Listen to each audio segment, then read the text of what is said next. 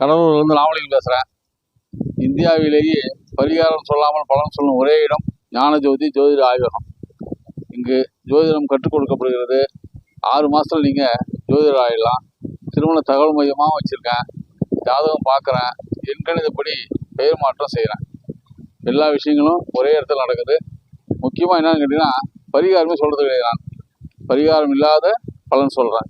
அதே மாதிரி ஜோதிடம் கற்றுக் கொடுக்குறேன். ஆண் பெண் 2 பேருமே கற்றுக்கலாம். 6 மாதத்தில் ஒரு முழு ஜோதிடர் ஆகிடலாம்.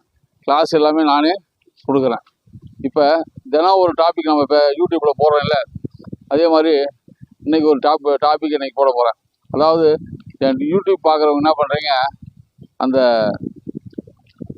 சேனலை சப்ஸ்கிரைப் பண்ணுங்கள், லைக் போடுங்க, எல்லாம் செய்யுங்க. மற்றவங்க கருத்து சொல்கிறதுனா இந்த ஸ்க்ரீனில் தெரியுற நம்பருக்கு கருத்து சொல்லுங்கள். இன்றைக்கி நம்ம பார்க்க போகிற டாபிக் என்னன்னா, பயம்.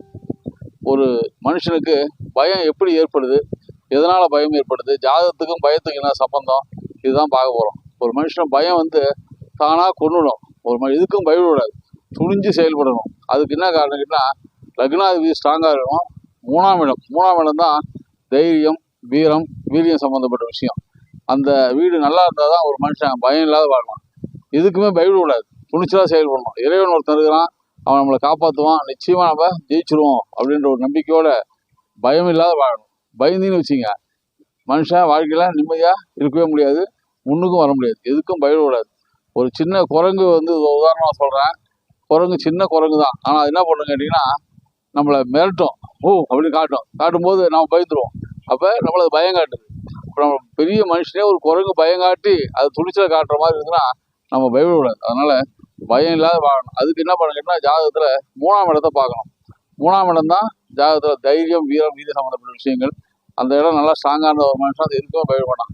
அவன் துணிச்சல்காரன்பா, எதுக்கும் பயப்பட மாட்டான்பா அப்படின்னு சொல்கிற மாதிரி வாழணும். எல்லாருமே வாழலாம். ஜாதகத்தில் அமைப்பு இல்லாமல் வாழலாம். பயம் இல்லாத வாழுங்க. பயந்தீங்கன்னா அந்த பயமே உங்களை கொண்டுடும்.